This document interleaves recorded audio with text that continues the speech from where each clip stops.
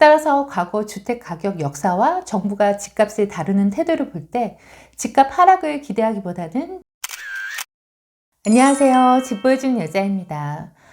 이번 시간에는 우리가 왜 부동산을 공부해야 하는지에 대한 말씀을 간략하게 드리려고 합니다.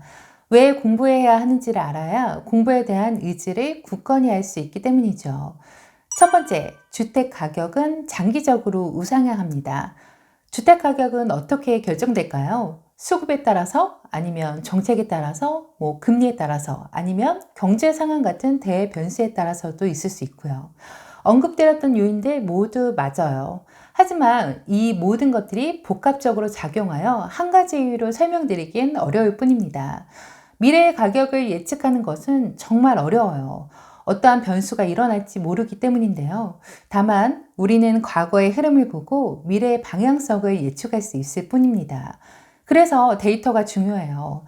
불확실한 변수 속에서도 유일하게 증명된 자료가 과거의 데이터니까요.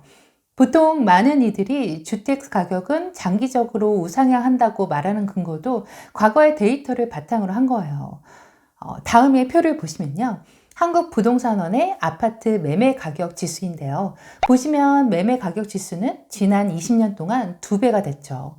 아파트 가격이 20년 동안 꾸준히 상승했다는 이 얘기예요. 다음으로 아파트 평균 매매 가격도 살펴보실게요. 2012년도 기준 평균 2억 5천만 원에서 현재는 5억 초반대로 거의 2배가 상승한 것을 알 수 있습니다.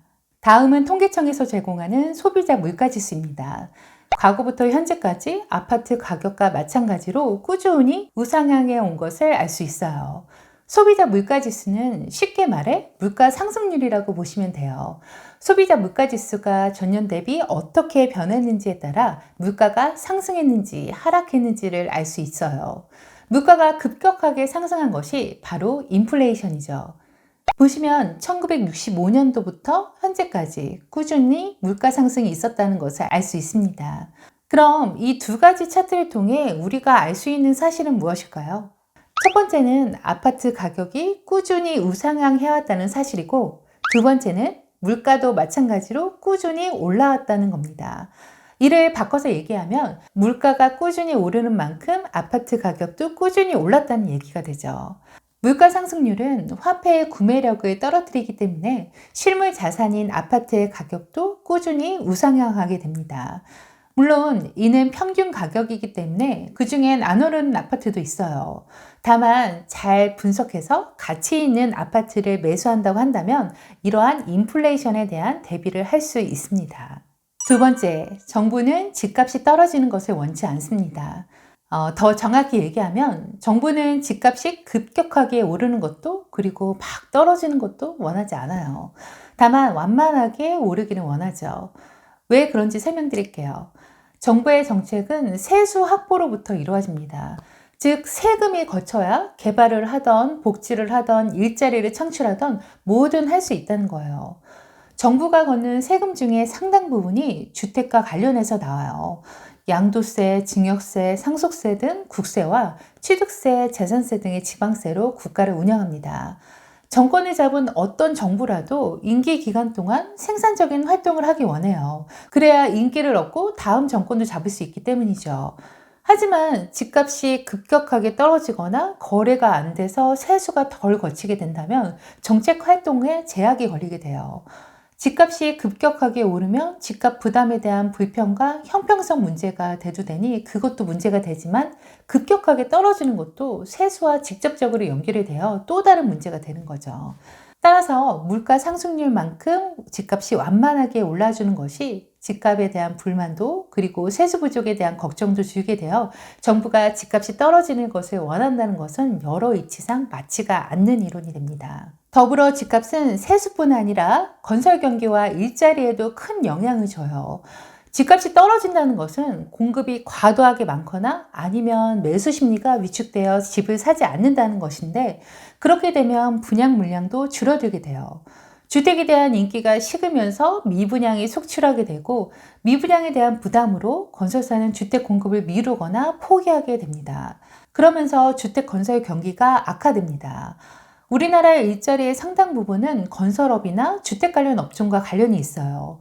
건설회사 및 인테리어, 이사, 도배, 중개업까지 여러 직종에서 실업률이 증가하게 되면 결국은 소득세 감소와 더불어 경제 전반에도 영향을 미치게 되죠. 또한 우리나라는 자산의 80%를 부동산이 차지하기 때문에 집값이 떨어지게 되면 가계 소득에 상당한 영향을 끼치게 돼요.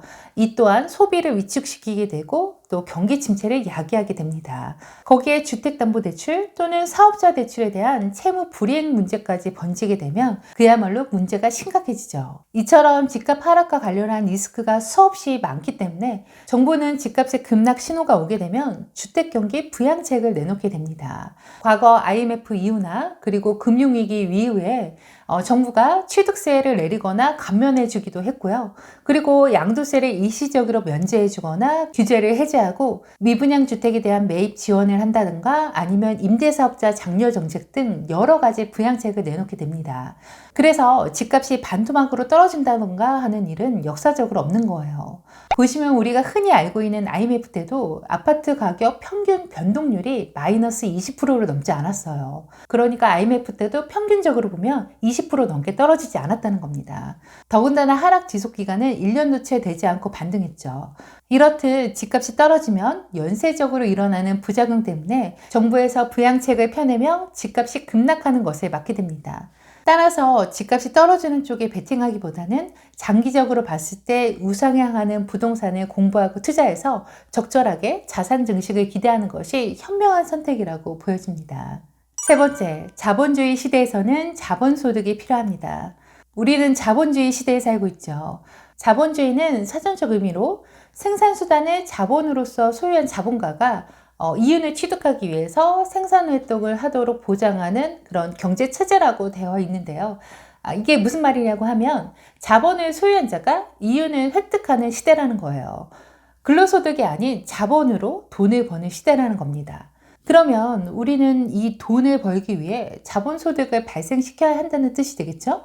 그럼 이 자본소득은 어디에서 나올까요? 자본소득은 바로 재산에서 나옵니다.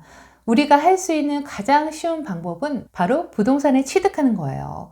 부동산을 취득하고 보유하면서 발생할 수 있는 시세 차익이라든가 임대 수익이 자본소득인 거죠. 그럼 자본주의 시대에서 자본소득을 발생시켜야 하는 이유는 왜 그럴까요? 근로소득으로 부자는 될 수 없을까요? 과거에는 노동력이 주요 수입원이었죠. 노동을 하고 월급을 받아 저축을 하면 연 10에서 20%의 고금리를 받으며 재산을 증식시킬 수 있었어요. 하지만 요즘은 어떤가요? 금리가 높아봤자 6에서 7%? 그 수준도 안 되죠. 5에서 6% 정도 수준이고 경기가 안 좋을 때는 제로금리까지도 있었죠. 즉, 금리로 재산을 불려나가는 방법은 요즘에는 안 통한다는 뜻이에요. 투자를 하는 이유도 금리 이상의 수익을 만들기 위해서 하는 거죠. 더불어 갈수록 점점 노동시장도 로봇으로 대체되고 있기 때문에 과거에 비해 인건비 상승이 상당히 더뎌요. 무인점포나 인공지능화, 비대면화로 사람의 노동력이 더 이상 귀하지 않은 시대가 돼가면서 인건비가 오래 명분이 없어지는 거죠. 현재 존재하는 직업의 상당 부분이 로봇으로 대체되면 사람이 가질 수 있는 일자리 또한 줄어들기 때문에 노동소득으로 재산을 축적하기가 점점 더 어려워집니다.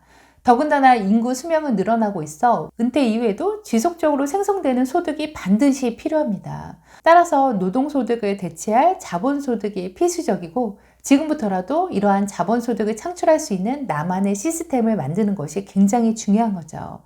이 시스템을 얼마나 더 빨리 만들 수 있느냐에 따라 나의 미래가 결정된다고 해도 과언이 아닐 거예요. 돈을 쫓아가지 말고 돈이 오는 길목에 서 있어야 자본주의 시대에서 살아남을 수 있다는 말입니다. 오늘 내용을 간단히 정리해 볼게요. 우리나라의 아파트 가격과 소비자 물가지수는 장기적으로 우상향해 왔습니다. 따라서 우리는 인플레이션에 따른 화폐 가치 하락을 방어하고 안정적으로 자산을 증식시키기 위해 부동산 공부를 해야 합니다. 또한 집값이 하락하게 되면 세수가 부족해지고 관련업종 불황, 일자리 감소로 인해 자산이 축소되면서 그에 따른 소비 위축과 함께 경기까지 침체될 수 있습니다. 따라서 정부는 집값이 급락하는 것을 원치 않기에 집값 급락이 우려될 때는 부동산 부양 정책을 내놓게 돼요.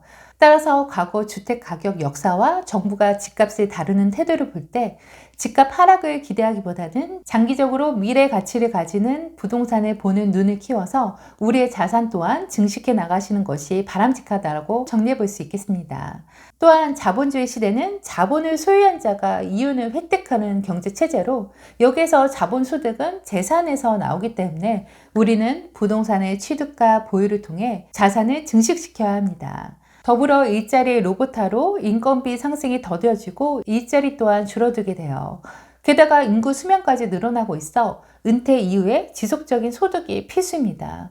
따라서 지금부터라도 자본 소득을 창출할 수 있는 나만의 시스템을 만들어 가야 되는 게 중요하고요. 이를 얼마나 빨리 만들 수 있느냐에 따라 나의 미래가 결정될 수 있다고 정리해 볼 수 있겠어요.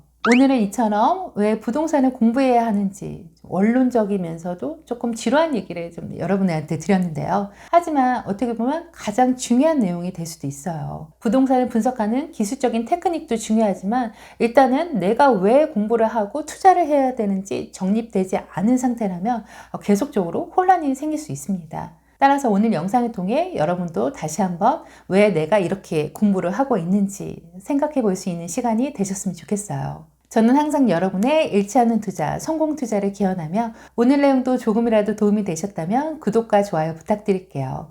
지금까지 집 보여주는 여자였습니다.